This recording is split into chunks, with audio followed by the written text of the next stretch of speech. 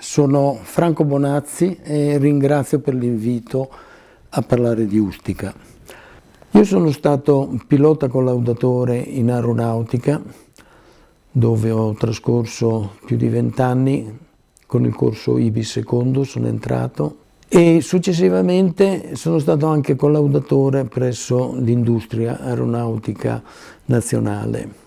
Durante la mia carriera in aeronautica ho fatto parte di diverse commissioni di inchiesta di incidenti aeronautici e sono stato anche insegnante di meccanica del volo al primo corso fatto dall'aeronautica per la formazione di ufficiali della sicurezza del volo. Per quanto riguarda Ustica, ne seguo la vicenda dalla fine degli anni '80 e in particolare ho fatto parte del collegio di consulenti tecnici della difesa durante il processo dal 2000 al 2004. Vorrei quindi richiamare alcuni punti di questa complessa vicenda. Alle 21:15 del 27 giugno del 1980, il 19 dell'Itavia, l'IH-870, che andava da Bologna a Palermo, è esploso in volo ed è precipitato nel Tirreno, più o meno a metà tra l'isola di Ponza e l'isola di Ustica.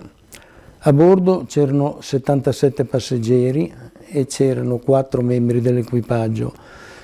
In totale 81 persone perirono tragicamente in quel disastro.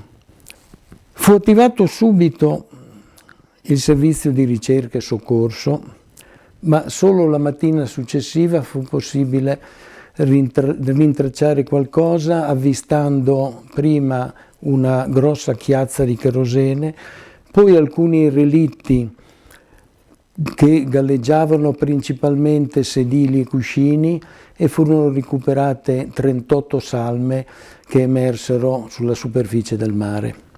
Il relitto dell'aereo, invece, che è il pezzo indispensabile per stabilire le cause del disastro, fu invece recuperato solo 12 anni dopo, nel 1992.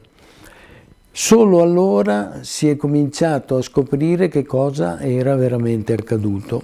Però in questi 12 anni fu affermato di tutto. Le ipotesi più realistiche, legate soprattutto al fatto che l'equipaggio non aveva lanciato nessun segnale d'allarme, furono abbastanza comuni: una collisione con un altro aereo, oppure un'esplosione a bordo per un attentato, o un cedimento strutturale, tutte cose che erano già accadute, oppure anche, con un po' di fantasia, l'abbattimento da parte di un altro aereo, magari con un missile. Tutte cause plausibili, ma era impossibile andare oltre delle semplici supposizioni.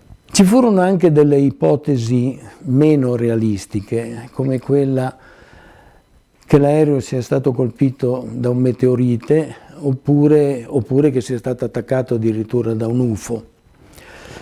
Sta di fatto, e questo soprattutto creato dai media, che le varie ipotesi finirono a coagularsi su degli argomenti di interessi sia economici che politici. È così che prevalse, forse era quella più attraente, la teoria di una battaglia tra aerei.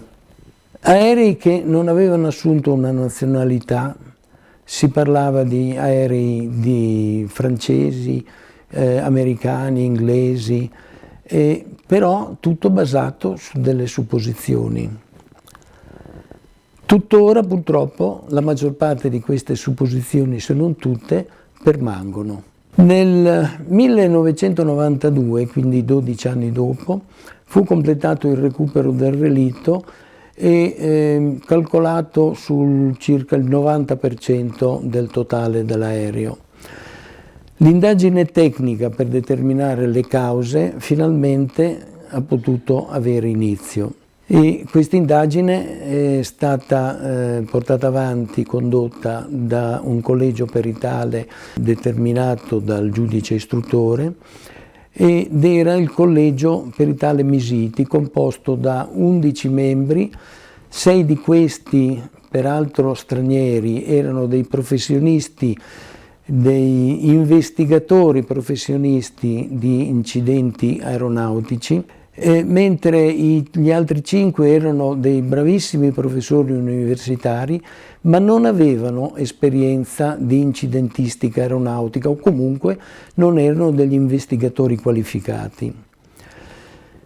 Al termine dei lavori di questa commissione, che è durata 4 anni, i periti conclusero che il DC-9 era esploso in volo per la deflagrazione di una bomba collocata nella parte posteriore destra della fusoliera in corrispondenza della toilette. Questa fu ritenuta l'unica causa tecnicamente sostenibile per la caduta dell'aereo. Tutte le altre ipotesi sono state escluse come cause ed erano la collisione, la quasi collisione, il cedimento strutturale, e furono respinte e rigettate dal collegio peritale. Questo avrebbe dovuto rappresentare il completamento della parte tecnica e da qui sarebbero dovuti partire i magistrati per indagare e cercare di scoprire i responsabili e i mandanti. Così però non fu. Il giudice istruttore Rosario Priore ignorò queste conclusioni e invece preferì credere alla battaglia aerea e e dare prevalenza non tanto alla bomba quanto alla quasi collisione, che peraltro è risultata impossibile. Di cosa si tratta la quasi collisione? Si tratta di un aereo, uno di quelli presunti aerei che stavano attaccando o effettuando la battaglia aerea, che è passato così vicino all'ala del DC-9 da spezzarla all'ala sinistra del DC-9 e causare la destrutturazione completa dell'aereo e quindi la sua caduta. Come ho detto, è una condizione impossibile.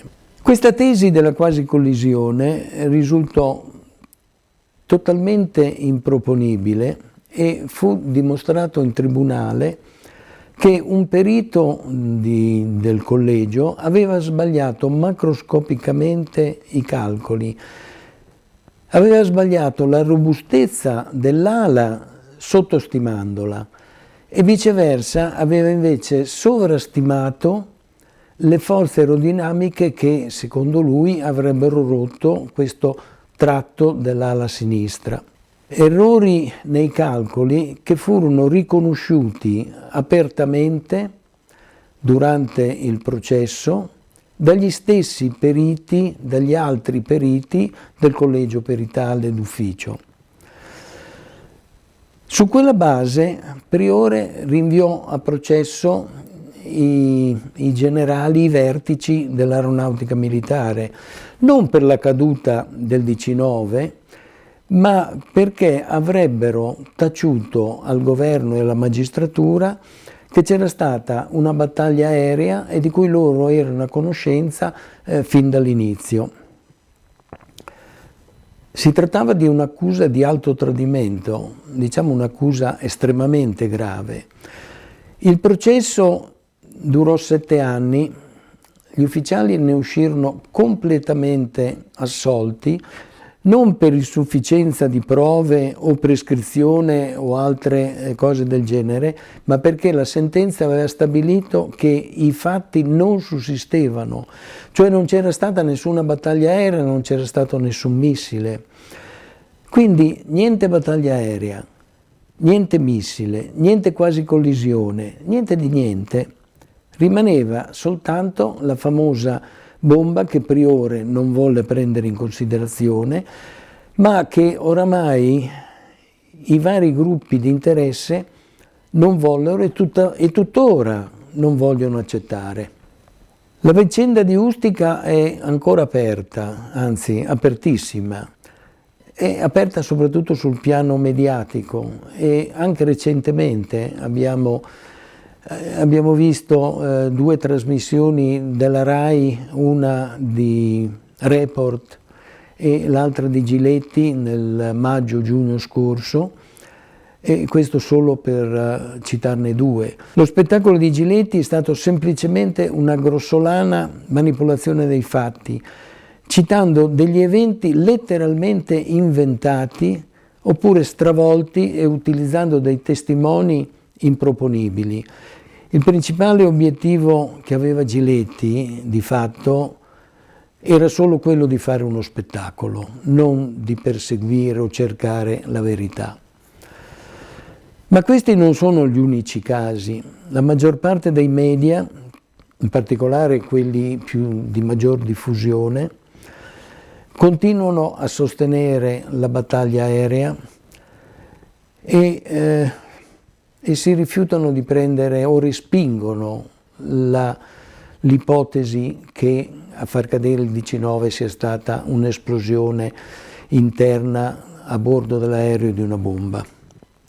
Questi non sono comunque gli unici casi. La maggior parte dei media, in particolare quelli più importanti, quelli di maggior rilievo, non si scostano dal teorema della battaglia aerea, respingendo costantemente l'ipotesi dell'esplosione interna di una bomba, per la quale peraltro ci sono i maggiori o il maggior numero di riscontri tecnici rispetto a quanto ci sia invece per la battaglia aerea.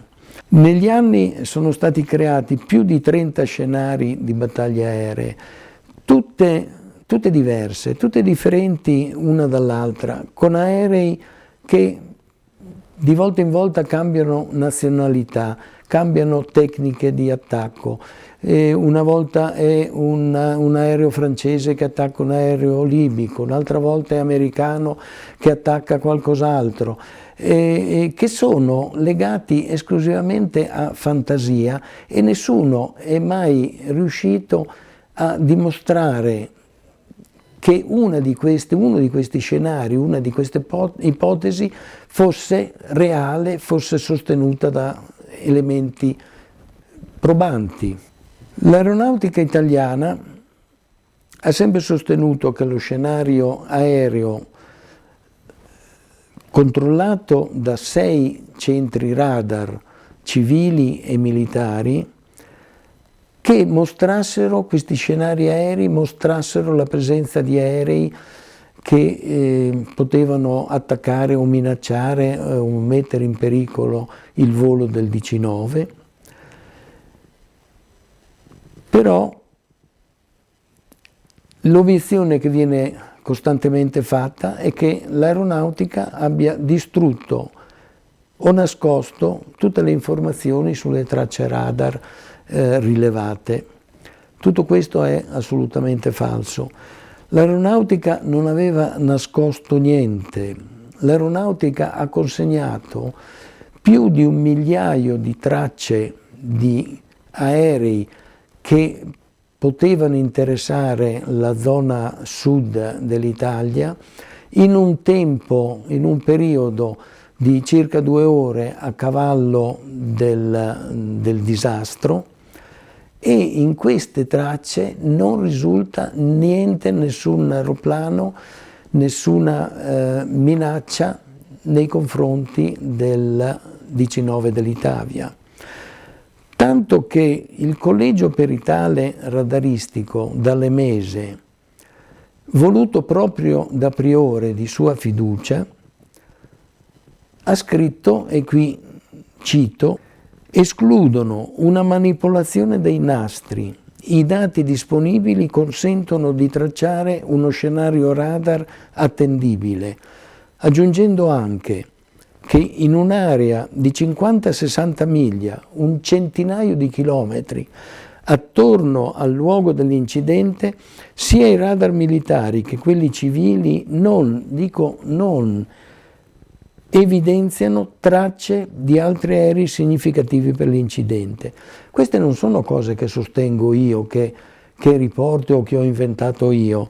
Questo è quello che è scritto agli atti dell'inchiesta, che è scritto nelle relazioni tecniche, è scritto nelle sentenze giudiziarie. Quindi è chiaro che questi aerei che aggredivano il 19 erano frutto solo di fantasia, non esistevano per niente. È tutta un'invenzione quella che ci sia stata una battaglia aerea.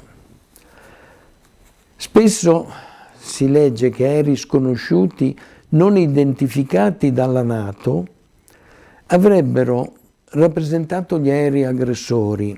Anche questo è semplicemente falso. Si trattava in realtà di tracce di aerei che appartenevano a dei voli nazionali italiani, che quindi non figuravano negli archivi della NATO, per cui alla NATO erano effettivamente delle tracce sconosciute, hanno detto correttamente, però erano aerei che erano stati regolarmente identificati dal nostro sistema di difesa aerea, dai nostri radar, e che volavano tra l'altro in zone che erano veramente lontane dal percorso del 19. Uno di questi aerei era addirittura in Veneto, tra Veneto e Friuli, e per di più erano stati rilevati in tempi diversi che non coincidevano con quelli della posizione e del percorso del 19. Voglio raccontare un episodio interessante a proposito di analisi delle tracce di aerei effettuate dal collegio radaristico. I periti di questo collegio, il Dalemese, avevano notato che c'erano delle tracce di aerei che partivano o atterravano in mezzo al mare. E questo nella zona, nella parte nord del Tirreno e all'altezza della Corsica. E chiaramente, logicamente, avevano pensato che si trattasse di una portaerei dalla quale operavano appunto questi aerei. Ed era una deduzione logica. Qual era la spiegazione? È semplice. Dove pensavano che ci fosse questo portaerei, in effetti c'era la Corsica, che si erano dimenticati di prendere in considerazione, perché avevano tracciato i percorsi di questi aerei su una carta nazionale in cui c'era la Sicilia, c'era la Sardegna, ma mancava la Corsica. E questi aerei partivano da Ajaccio, arrivavano ad Ajaccio o Bastia. Per giungere alle cause del disastro furono però necessari 14 anni. Nel 92 si concluse il recupero della maggior parte dell'aereo, avevo detto il 90% circa, e i vari tecnici cominciarono a lavorare su qualcosa di concreto. Nel 94 si concluse la perizia del collegio Misiti, che aveva determinato le cause di questo disastro. Di grande rilievo fu il fatto di scoprire che su questo 90% del 19 non c'era nessun segno di un missile, segni che sono inconfondibili. E un esempio sono le foto di quell'aereo malese abbattuto sull'Ucraina, dove non si può ignorare, non ci si può sbagliare a non riconoscere i segni della deflagrazione di un missile.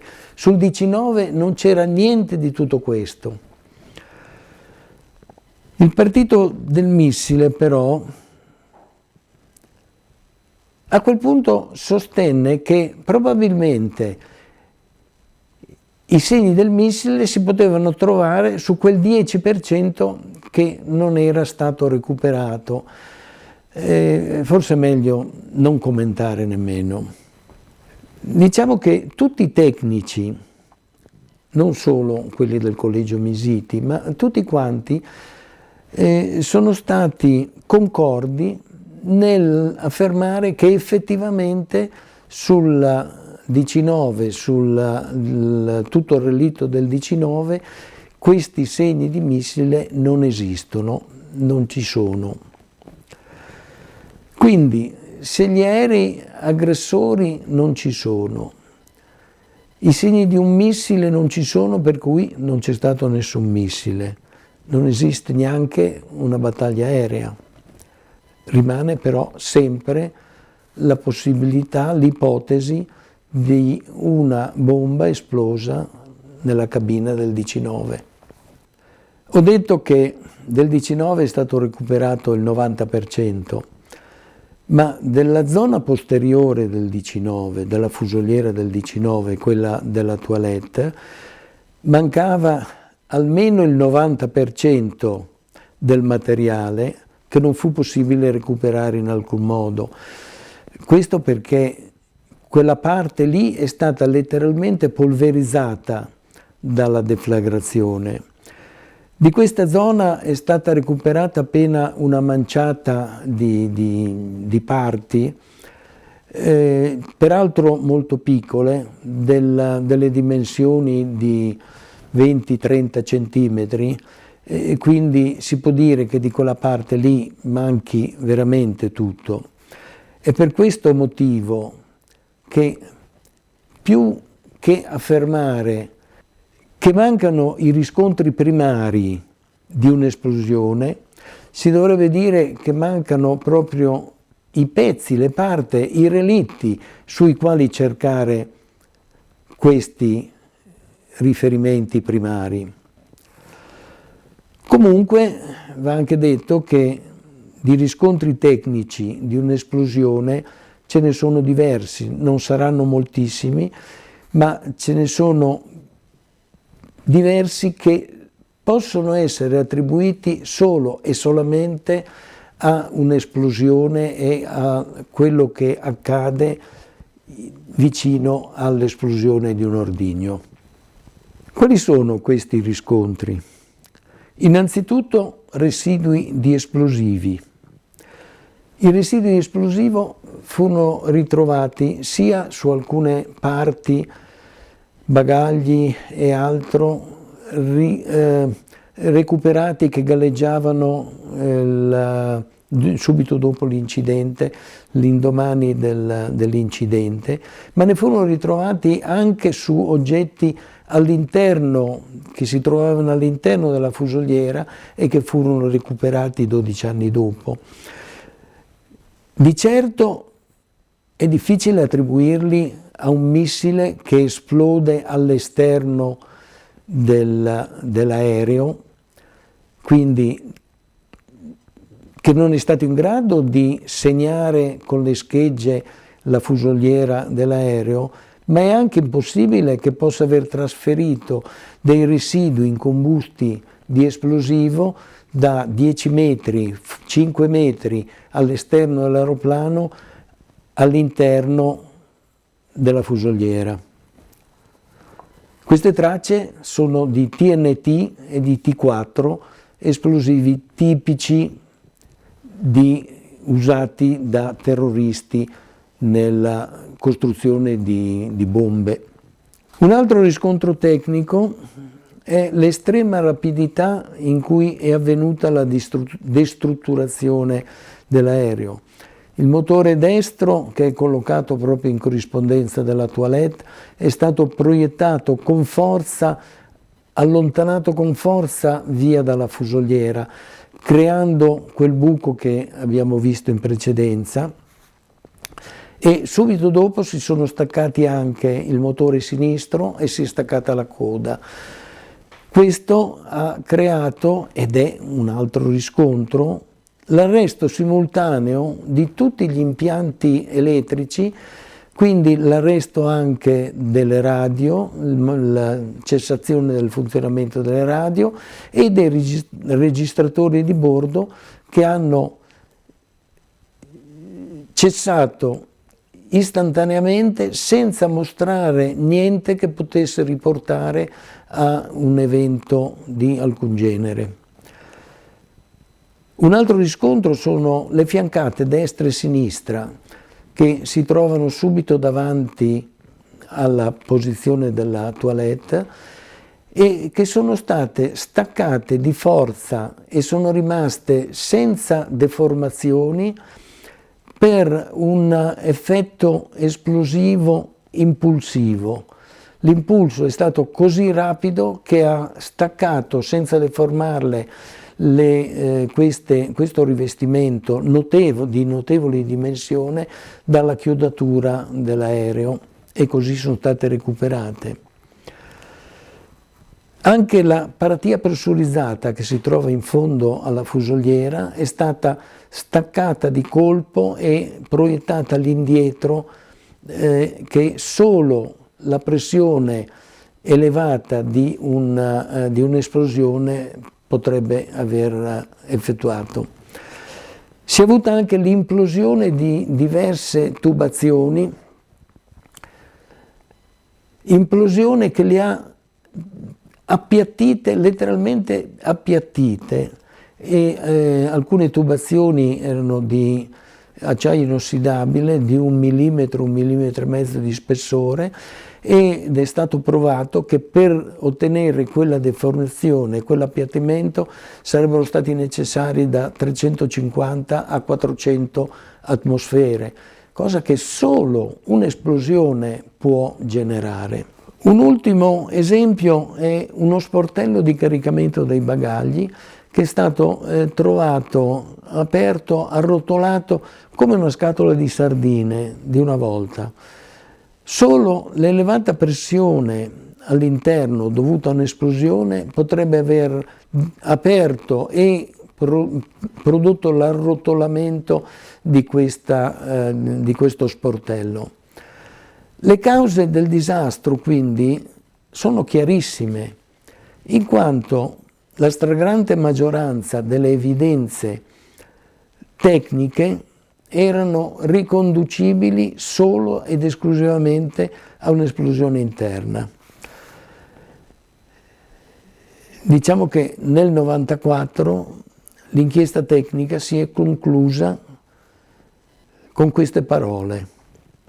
Anche qui cito testualmente: è stato il risultato di un grave danno strutturale provocato dalla detonazione di una carica esplosiva dentro la toilette posteriore, aggiungendo che la soluzione proposta è l'unica tecnicamente sostenibile.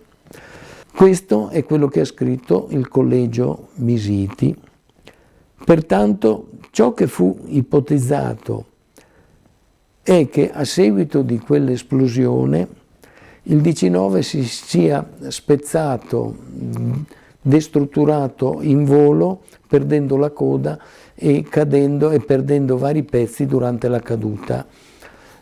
Però, per vari motivi, l'ipotesi della bomba non piaceva e continua a non piacere adesso. Viene negata con forza con argomentazioni speciose, direi ridicole, come ad esempio questa: il DC-9 è partito da Bologna con 2 ore di ritardo. Per questo motivo si ritiene che un attentatore non sarebbe stato in grado di collocare a bordo una bomba in un qualsiasi momento della giornata, perché ricordiamo che l'aereo ha cominciato a volare alle 8 del mattino e aveva fatto 5 tratte durante la giornata. Bastava un semplicissimo timer regolato sulle 21, guarda caso è stato calcolato, è stato determinato che l'aereo è esploso alle 21 meno 15 secondi, quindi un timer regolato sulle 21 avrebbe potuto essere collocato a bordo in qualsiasi momento della giornata. Un'altra di queste argomentazioni è che nessuno ha rivendicato l'azione, come se un attentato che non viene rivendicato non esista. E teniamo presente che la maggior parte degli attentati di questo genere non sono mai stati rivendicati. La bomba viene anche negata con argomenti fattuali, pseudotecnici, però falsi. È vero che la tavoletta del water del 19 è stata recuperata sostanzialmente integra, ma ci dimentichiamo che su 2 prove su 3 effettuate a terra con dei simulacri di toilette come uguali a quella del 19, dicevo, su 2 prove su 3 le tavolette sono rimaste sostanzialmente integre nella stessa maniera. Viene anche ignorato che il lavello del 19 è stato tremendamente deformato, e deformato in una maniera che i periti hanno riconosciuto molto simile alle deformazioni che hanno subito i lavelli nelle prove sui simulacri, nelle prove a terra. Per questi motivi solo un'esplosione potrebbe aver causato tutti questi danni, certamente non un missile, per di più che non ha lasciato segni di detonazione, tantomeno una quasi collisione. Comunque, a parte congetture, supposizioni, illazioni sulle cause del disastro, ci sono 2 punti fermi che sono emersi sul piano tecnico e che furono confermati dalle sentenze giudiziarie. Il primo, che non ci sono tracce di aerei ostili in prossimità del 19, per cui non c'è mai stata nessuna battaglia aerea.